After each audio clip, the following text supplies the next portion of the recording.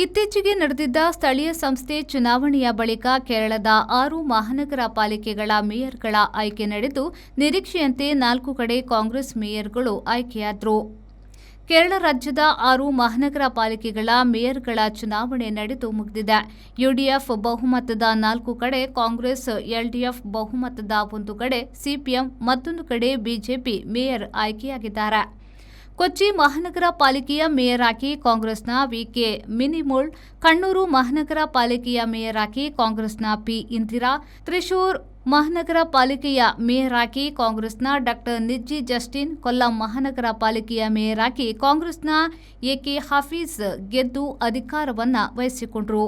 ಕಲಕೋಟೆ ಮಹಾನಗರ ಪಾಲಿಕೆಯ ಮೇಯರ್ ಆಗಿ ಸಿಪಿಎಂನ ಒ ಸದಾಶಿವನ್ ಆಯ್ಕೆಯಾದರು. ಕಳೆದ ಬಾರಿ 5 ಮಹಾನಗರ ಪಾಲಿಕೆಗಳಲ್ಲಿ ಅಧಿಕಾರದಲ್ಲಿದ್ದ ಸಿಪಿಎಂ ಈ ಬಾರಿ 1ಕ್ಕೆ ಸೀಮಿತಗೊಂಡಿದೆ.